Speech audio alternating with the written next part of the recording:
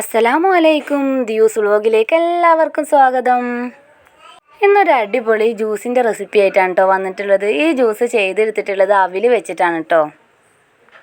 ഇപ്പോൾ നല്ല ചൂടല്ലേ, ഈ ചൂടത്ത് ഉണ്ടാക്കി കുടിക്കാനും അതേപോലെ തന്നെ നോമ്പുതുറക്ക് ഉണ്ടാക്കി കുടിക്കാനൊക്കെ അടിപൊളിയാണ് കേട്ടോ. അപ്പോൾ എങ്ങനെയാണ് ഈ ഒരു ജ്യൂസ് ചെയ്തെടുക്കാമെന്ന് നോക്കാം. വേഗം തന്നെ വീഡിയോയിലോട്ട് പോവാം. ആദ്യം തന്നെ ഒരു പാന് വെച്ച് കൊടുത്തിട്ടുണ്ട്. ഈ അവിലൊന്ന് വറുത്തെടുക്കാൻ വേണ്ടിയിട്ടാണ്. ഈ തവിടിൻ്റെ ഇതൊക്കെ പോണ വരെ നന്നായിട്ടൊന്ന് കഴുകി എടുത്തിട്ട് വേണം കേട്ടോ അതൊന്ന് വറുത്തെടുക്കാൻ വേണ്ടിയിട്ട്.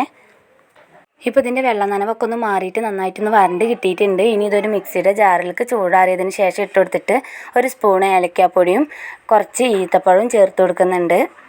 ഷുഗർ ചേർത്ത് കൊടുക്കുന്നില്ല കേട്ടോ. നിങ്ങൾക്ക് വേണമെന്നുണ്ടെങ്കിൽ ഷുഗർ ചേർത്ത് കൊടുക്കാം. ഇനി ഇതിലേക്ക് തേങ്ങാപ്പാലാണ് കേട്ടോ ചേർത്ത് കൊടുക്കുന്നത്.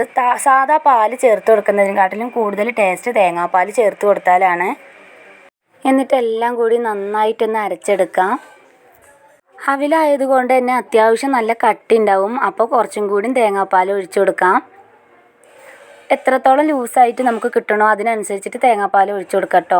നമ്മൾ അരച്ച് കഴിഞ്ഞിട്ടുണ്ടെങ്കിൽ ജാറിൽ കുറച്ച് ബാക്കി സംഭവം ഉണ്ടാവുമല്ലോ ജ്യൂസിൻ്റെ. അപ്പോൾ അതിലേക്ക് കുറച്ചും കൂടി തേങ്ങാപ്പാൽ ഒഴിച്ചിട്ടൊന്ന് കുലുക്കിയിട്ട് ഒഴിച്ചു കൊടുക്കുന്നുണ്ട് കേട്ടോ.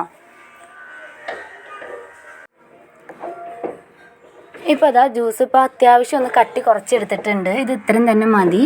നല്ല കട്ടി കുറയണ്ട കേട്ടോ. ഈ ഒരു കട്ടിയിലെങ്കിലും കിട്ടണം. ഇനി ഈ സമയം നമുക്ക് ഇതിലേക്ക് വേണമെങ്കിൽ ഫ്രൂട്ട്സൊക്കെ ചേർത്ത് കൊടുക്കാം. ഞാനിവിടെ ചെറുതായി കട്ട് ചെയ്ത ആപ്പിളും മുന്തിരിയുമാണ് കേട്ടോ ചേർത്ത് കൊടുത്തിട്ടുള്ളത്. നിങ്ങളുടെ കയ്യിൽ പൂവമ്പഴോ റോബസ്റ്റോ അങ്ങനെ എന്തെങ്കിലും ഉണ്ടെങ്കിൽ അതും കൂടി ചേർത്ത് കൊടുക്കാം. അപ്പോൾ അതാ അവിൽ വെച്ചിട്ടുള്ള നമ്മുടെ ഹെൽത്തി ആയിട്ടുള്ള ജ്യൂസ് ഇവിടെ റെഡി ആയിട്ടുണ്ട്. ഇതിൽ ഐസ് ക്യൂബ് ഇട്ടിട്ടോ നന്നായിട്ട് തണുപ്പിച്ചിട്ടോ എങ്ങനെ വേണമെങ്കിലും നമുക്ക് കഴിക്കാം. പക്ഷേ തണവുണ്ടെങ്കിലാണ് കേട്ടോ ഈ ജ്യൂസ് കഴിക്കാൻ ഒന്നും കൂടി ടേസ്റ്റ് ഉണ്ടാവുക. അപ്പോൾ ഇന്നത്തെ ഈ ജ്യൂസിൻ്റെ റെസിപ്പി എല്ലാവർക്കും ഇഷ്ടമായി എന്ന് കരുതുന്നു. നാളെ മറ്റൊരു വീഡിയോയുമായി നമുക്ക് വീണ്ടും കാണാം. അതുവരെ ബൈ ബൈ.